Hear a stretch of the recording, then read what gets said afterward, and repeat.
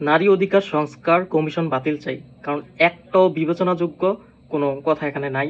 আর এগুলো সংস্কার কিভাবে হবে আমার বুঝে আসে না। অবশ্যই তাদেরকে এই সংস্কারটা বাতিল করতে হবে, এই কমিশনের কোনো প্রয়োজন নাই। নারী অধিকার যতটুকু আছে এই দেশের পূর্বের আইন অনুযায়ী যথেষ্ট সুন্দর আছে, তার চাইতেও বাড়ানোর জন্য কিছু বিবেচনা করা যায়। কিন্তু যেগুলো বিবেচনা করার যোগ্য জিনিস ছিল এগুলো তারা ইনক্লুডেই করে নাই নারী অধিকার সংস্কার কমিশনের মধ্যে। ওদের নারী অধিকার সংস্কার কমিশন সম্পূর্ণভাবে তো ইসলাম বিদ্বেষী। দফাগুলাই যদি দেখা হচ্ছে, তাদের প্রথম শর্তটাই এটা হচ্ছে যৌনকর্মীকে হচ্ছে শ্রমিক হিসাবে মর্যাদা দিতে। দেন হচ্ছে বৈবাহিক দর্শন দর্শন আইনের, ফৌজদারি আইনের মধ্যে এটা ইনক্লুড করতে। বৈবাহিক নাকি দর্শন হয়, আচ্ছা প্রত্যেকটা জিনিস নিয়ে হচ্ছে আমি আলাদাভাবে আলোচনা করব, কিন্তু আগে জাস্ট দফাগুলা বলে যাই। ওদের মতো স্টুপিড গার্বেজ থিংস গুলা এখানে ইনক্লুড করা হয়েছে। তারপর হচ্ছে উত্তরাধিকার সম্পত্তির মধ্যে হচ্ছে 50-50, ছেলে 50% সম্পদ পাবে, মেয়ে 50%। এইটা তারপরে শুধুমাত্র মাতৃত্বকালীন ব্যাপারটা এখানে হচ্ছে একটু বিবেচনা রাখা, এছাড়া আর বাইরে কিছুই না। মাতৃত্বকালীন বলছে সকল প্রতিষ্ঠানে হচ্ছে 6 মাসের ছুটি, এটা বিবেচনা রাখা যায়। 6 মাসের না 1 মাসের ছুটি, কতদিনের ছুটি রাখা যাবে ফুললি বেতন সহ, তো এটা বিবেচনায় রাখা যায়। আর এইটা নিয়ে তো অনেকদিন আগে থেকে কথা হইতেছে, আর এটা সংস্কার হবেই। এটা তো হবেই। এটার জন্য হচ্ছে নারী অধিকার সংস্কার কমিশন গঠন করতে হবে, এমনটা কখনো ছিলই না। তার সাথে বড় কথা ওরা হচ্ছে 300 আসন চায়। আরে কোঠা ভিত্তিক 300 আসন, স্টুপিডরা। নারীর কন্ট্রিবিউশন এখন হচ্ছে সব জায়গায় আছে, আর হচ্ছে তারা এখন কোঠায় কেন আসতে হবে? নারীর শিক্ষার দেখো, মান দেখো, তারপর হচ্ছে ওদের পার্সেন্টেজ দেখো, কত পার্সেন্ট শিক্ষিত, ওই অনুযায়ী হচ্ছে এখন ওরা কোঠায় কেন আসতে হবে? আর আলাদাভাবে সংসদে 300 আসন হচ্ছে কি মানে নির্বাচন হয়ে ভোটে সরাসরি হচ্ছে নির্বাচিত হয়ে সংসদে যায়। তো সংসদে যদি 600 আসন দেয়, 300 নারী 300 পুরুষ এরকম বলে আছে, এই 300 পুরুষের মধ্যে এটা তো 300 পুরুষ ইনক্লুড করা নাই এখনো। তো নারী পুরুষ উভয় এমপি ক্যাটাগরিতে হচ্ছে ক্যান্ডিডেট হয়, হতে পারে। তো তোমার যোগ্যতা অনুযায়ী তুমি হও, তোমার দল নমিনেশন দিবে। তুমি এখানে কোঠায় এসে 300 পদ চাইতেছো, এটার মতো বেকুবি মানে সংস্কার তো কখনো হবে না। এগুলা আসলে কারা করতেছে এখানে হচ্ছে বাংলাদেশের যেই নারীগুলো আছে এখানে, ওই নারীদের কোনো মানে পাত্তাই নাই। আসলে বাংলাদেশের জেনুইন যেই নারীগুলো আছে তাদের পাত্তা নেই। কোথাকার বাংলাদেশের 1% নারী যেই মনস্তান্ত্রিক দিক দিয়ে হচ্ছে বিশ্বস্ত করে, ওই দিকগুলাই এখানে সবগুলো ইনক্লুড করা হয়েছে। আর তারাই হচ্ছে নারী অধিকার সংস্কার কমিশনের মধ্যে আছে। এখানে নেই কোনো হচ্ছে মানে ইসলামিক মাইন্ডসেটের কোনো লোক, মানে লাইক পর্দা, নারী, নারীর যে একটা ডিগনিটি আছে ওই রকম কিছু মানে অর্জন করার মতো কোনো নারীই নাই। সব হচ্ছে শাহবাগী টিপ রাখার মতো নারী। মানে অনেকগুলাই ইনক্লুড আছে, সবগুলাই হচ্ছে ফালতু ফালতু জিনিস। যেমন ওরা হচ্ছে যৌনকর্মীকে হচ্ছে শ্রমিক হিসাবে মর্যাদা দিতে হবে, এটার মতো ফালতু জিনিস মানে আমার কখনো কোথাও শুনি নাই যে কোনো লোক সাহস করছে বাংলাদেশের মধ্যে এটা বলতে। আর নারী অধিকার সংস্কার কমিশন, দেশের আইন সংস্কার হওয়া দরকার, কিন্তু তাই বলে যে এইগুলার মধ্যে ওরা দাবি উত্থাপন করব এমনটা কখনো মেনে নেওয়া যায় না। আমি মনে করি এই সংস্কার কমিশন বাতিল করা দরকার, আর তার জন্য প্রতিটা জনগণ কথা বলতে হবে, সবাই আন্দোলন করতে হবে, প্রোটেস্ট করো যে এই সংস্কার যে আছে নারী অধিকার সংস্কার কমিশন, এই কমিশনটা বাতিল করতে হবে। বাকি অন্যান্য কমিশন যেগুলো আছে সেগুলা ভিন্ন কথা, কিন্তু এই কমিশনটা বাতিল করতে হবে, কারণ এখানে ভ্যালিড কোনো রিজন নাই, একটাও নাই, সব ইসলাম বিদ্বেষী। যে কি এখানে ওরা যদি এইগুলো বলতো যে এখানে বাংলাদেশে কেউ যদি নাস্তিক আছে, নাস্তিকদের জন্য এই আইন, তো এরকমটা হলেও মেনে নেওয়া যেত। এখন তো ইসলাম ধর্মের যারা আছে তারা কি ধর্ম বাদ দিয়ে চলতে পারবে? তো এখানে এরকম আইন করা তো উচিত হবে না, কখনোই উচিত হবে না। যারা মুসলিম বলে দাবি করে তারা মুসলিম আইনের আন্ডারেই চলতে হবে, যারা হিন্দু তারা হিন্দু আইনের আন্ডারেই চলতে হবে। এরকম ভাবে ধর্মীয় আইনগুলোকে উপেক্ষা করা যাবে না কখনো, এগুলাই কার্যকর থাকতে হবে। মানুষ ধর্মের গুণাগুণের উপর আগে বেঁচে থাকে, তারপর হচ্ছে একটা নির্দিষ্ট আইন নিয়ে আসে। তো ধর্মের অনুভূতির উপর আঘাত দিয়ে হচ্ছে অন্য কোনো আইন লাস্টিং করবে না কখনো। যৌনকর্মীকে যদি হচ্ছে শ্রমিক হিসাবে আখ্যায়িত করা হয়, তাহলে বাকি শ্রমিক গুলা কি হচ্ছে ধৈঞ্চা? ওরা কি হচ্ছে ধৈঞ্চা? মানে প্রয়োজনে হচ্ছে তুমি ভিক্ষা করে খাও, তারপরেও তো তোমার যৌনকর্মী হতে কেউ বলে নাই, এটা তুমি নিজের ইচ্ছা স্বেচ্ছায় হচ্ছ। তো এটাকে আবার শ্রমিক হিসাবে তোমাকে আখ্যায়িত দিতে হবে কেন? আমি তো মনে করি এখানে সংস্কার কমিশন যারা আছে, নারী অধিকার সংস্কার কমিশনে, ওরা প্রত্যেকটাই এই ক্যাটাগরির, এই জন্যই এটা দাবি ওরা আগে নিয়ে আসছে। যৌনকর্মীকে শ্রমিক হিসাবে আখ্যায়িত দেওয়ার কোনো কথাই আসে না। এটা তো হচ্ছে অনৈতিক কাজ। তো অনৈতিক কাজকে এইভাবে শ্রমিকদের ট্যাগ দেওয়া মানে শ্রমিকদেরকে অপমানিত করা। আমরা যারা হচ্ছে প্রত্যেকে যে যে প্রফেশনে আছি প্রত্যেকেই কিন্তু আমরা শ্রমিক, তো এইটাকেও একটা প্রফেশনে নেওয়া। তাহলে কদিন পর আইসা ওই ডাকাতরা বলবো যে আমাদেরকেও শ্রমিক হিসাবে হচ্ছে মর্যাদা দিতে হবে। চোর যারা আছে ওরাও বলতে পারে, চাঁদাবাজরা, টেন্ডারবাজ যারাই আছে, যেগুলো অনৈতিক কাজ সমাজের মধ্যে, কোনো ধর্ম স্বীকৃতি দেয় না, কোনো রাষ্ট্র স্বীকৃতি দেয় না।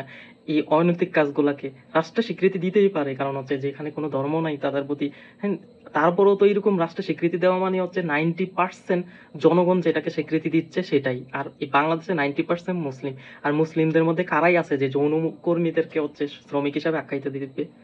মুসলিম কমিউনিটি কখনো যৌন কর্মীদেরকে পছন্দই করে না। এই জিনিসটা যে মানে দেশের মধ্যে থাকবে সেটাই ওরা নিতে পারে না, আর হচ্ছে ওরা শ্রমিক হিসাবে আখ্যায়িত দিবে। তাহলে এই ধরনের ফালতু জিনিস অন্য দেশ থেকে আমদানি করে আনা জিনিসগুলোকে কেন হচ্ছে নারী অধিকার সংস্কার কমিশনের মধ্যে ইনক্লুড করা হচ্ছে? আর সবচেয়ে ফালতু কারণ যৌনকর্মী হচ্ছে মানা গেল যে যৌনকর্মী দেশে অবৈধ, বাট হচ্ছে যারা লাইসেন্স প্রাপ্ত আছে তারা চালিয়ে যেতে পারে, কিন্তু তার জন্য হচ্ছে শ্রমিক হিসাবে আখ্যায়িত দিতে হবে, শ্রমিকের মর্যাদা দিতে হবে, শ্রমিক আইন অনুযায়ী তাদেরকে চলতে হবে, ওইরকম ভাবে তারা নিজেদের অধিকারটা পাবে। এটা কখনোই বিবেচনাযোগ্য নয়, এটা ফালতু একটা গার্বেজ থিংস, এটাকে বাদ দিতে হবে। তারপরের ব্যাপারটা আসছে কি হচ্ছে বৈবাহিক দর্শন। বৈবাহিক কিভাবে দর্শন হয়? বৈবাহিক দর্শন হয়, ওদের বিয়ে হয়ে গেছে, তো এখানে আবার হচ্ছে দর্শন কিভাবে হয়? একটা দর্শকের সাথে কি তুমি হচ্ছে বেড শেয়ার করে প্রত্যেকদিন থাকবা? কিভাবে থাকবা? তোমার তো হচ্ছে তোমার কাছে মনে হচ্ছে ও দর্শক, তোমার কাছে মনে হচ্ছে তুমি পারবা না থাকতে, এটা তোমার জন্য পসিবল না, তাহলে তুমি ডিভোর্স নাও। ডিভোর্স নেওয়া এখানে তো কঠিন কিছু না। ডিভোর্স উভয় পক্ষ দিতে পারে, নারীরা হচ্ছে খোলা তালাক দিতে পারে, আর পুরুষ তালাক দিতে চাইলে সরাসরি দিতে পারে। তো খোলা তালাক নেওয়া যায়, এখানে তো হচ্ছে আইনের প্রসেস তো এমন না যে খোলা তালাক কেন নিল তার জন্য ওকে মানে জেল জবরদস্তি মানে অনেক হেনস্থা করা হবে, এমন কিছু করা হয় না। তাহলে তুমি একজন দর্শকের কাছে কেন থাকবা? তো বৈবাহিক দর্শন হয় কিভাবে আমার তো বুঝে আসে না। তোমার কাছে মনেই হলো যে তোমার যার সাথে বিয়ে হয়েছে সে দর্শক, বা তোমাকে দর্শন করতেছে, তোমার কাছে এমন কিছু যদি মনেই হয়, তুমি কেন বিয়ে করছো? বিয়েতে যদি ফিজিক্যাল নিডস না থাকে, ফিজিক্যালি কোনো কিছু না থাকে, তাহলে হচ্ছে এটা বিয়ে হয় কিভাবে? এটা কেন হবে? দম্পতি মানে কি? যদি বংশ বিস্তার নাই করা হয়, তাহলে কেন বিয়ে বসছো তুমি? বিয়ে বসার দরকার ছিল না তো, বিয়ে করার দরকার ছিল না। তো এইটার মতো স্টুপিড জিনিস আর জীবনে হইতেই পারে না। এটাকে ওরা হচ্ছে নারী অধিকার সংস্কার কমিশনের মধ্যে ইনক্লুড করছে। মানে এত গার্বেজ থিংস, মানে ওদেরকে আমি কি বলতে মন চাইতেছে তোমরা ভালো করেই জানো। এসব ম্যাগি নুডলসদের দ্বারা এগুলাই হবে। আসলে নারীর যে কন্ট্রিবিউশন দেশে আছে, ওই নারীদেরকে ইনক্লুডই করা হয় না। যে নারীদের অবদান বেশি, যে নারীরা আসলে এই দেশের জন্য কিছু করতেছে, তাদেরকে ইনক্লুড করা হয় না, তাদেরকে বিবেচনায় রাখা হয় না। 70% নারী তো হচ্ছে পর্দাওয়ালি, বোরকাওয়ালি। তো একটা মানুষ আছে ইসলামিক মাইন্ড সেট আপের পর্দাওয়ালি বোরকাওয়ালি ওই জায়গায়? সব টিপোয়ালি শাহবাগী। তো এই ধরনের গার্বেজ। আর হচ্ছে উত্তরাধিকারে 50-50, এটা এটা নিয়ে অনেক ডিভাইড আছে। 50-50 নেওয়াটা হচ্ছে অনেক অপরাধ। কিভাবে অপরাধ সংশ্লিষ্ট হবে এটা অনেক বিবেচনার যোগ্য, কিন্তু এটা আসলে ইসলামিক ভাবে যেটা দেওয়া আছে যে ছেলে হলে হচ্ছে 2 ভাগ, মেয়ে হলে হচ্ছে 1 ভাগ। কারণ হচ্ছে মেয়ে যার সাথে যাইতেছে ওই বিয়ে হওয়ার পর, যার কাছে যাইতেছে সেও তো ছেলে, ওই ছেলে আবার ওই ফ্যামিলি থেকে 2 ভাগ পাবে না?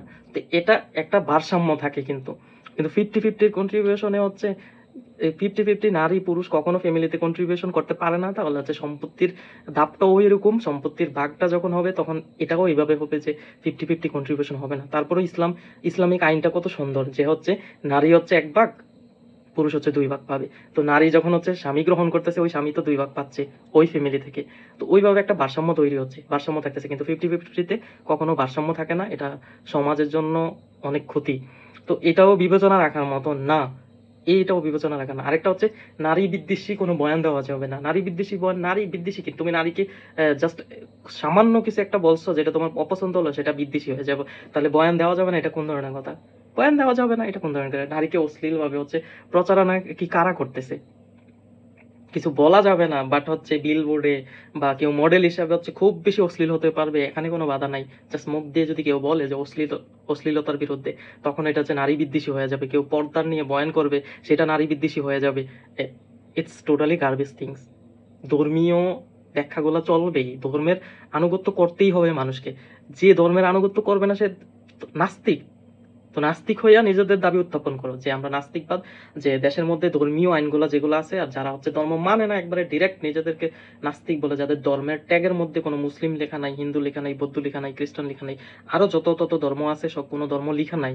তো ওই জায়গায় যারা হচ্ছে নাস্তিক, নাস্তিকদের জন্য এই আইনগুলো এভাবে করা উচিত। তো তোমাদেরকে নিজের ট্যাগের মধ্যে তোমরা নাস্তিক লিখে তারপর হচ্ছে এই সংস্কার কমিশনের কাজগুলো করো, তখন এইভাবে দিয়ে রাখবা, স্টার্ট দিয়ে নিচে দিয়ে রাখবা যারা নাস্তিক তাদের জন্য প্রযোজ্য। তখন বিবেচনায় রাখা যায় যে আসলে তোমাদের দাবিগুলা মেনে নেওয়া যায় কিনা। এটা তো সম্পত্তির ব্যাপারটা গেল। আর হচ্ছে সংসদের আসন, 300 আসন হচ্ছে বরাদ্দ করবে কোটা ভিত্তিক, আর 50টা আসন যে দিয়ে রাখছে নারীদেরকে সংরক্ষিত কোটা ভিত্তিক, এইটাও তো মানা যায় না। কেন দেব? তারাও ফাইট করবে। প্রয়োজনে 350 আসন না 350 আসন হচ্ছে একেবারে সরাসরি ভোটে নির্বাচিত হবে জনগণের হাতে। বাকি 300 আসন যেভাবে নির্বাচিত হয় ওই 50 গুলো ওইভাবে হতে হবে। ওরা নিজেরা ফাইট করে আসতে হবে। কোঠা রাখার এখন আর ওই সময় নাই যে নারীরা পিছিয়ে ছিল, তাদেরকে কোঠায় বরাদ্দ করতে করতে এখন এমন এক সময় আসছে, এখন রাজ করতেছে নারীরাই। সো নারীদেরকে সমানভাবে ফাইট করতে হবে। ওরা নিজে তো সমান অধিকার চায়, সমান অধিকার চাইলে সংরক্ষিত আসন কেন প্রয়োজন? পাঙ্গু এলিটরা এটা বুঝতেছে না, এলিট নারীরা বুঝতেছে না। তোমরা নিজেরাই তো সমান অধিকার চাও, তো সমান অধিকার কি কোটা দিয়ে তোমরা আসলে সমান অধিকার বলতে পারবা?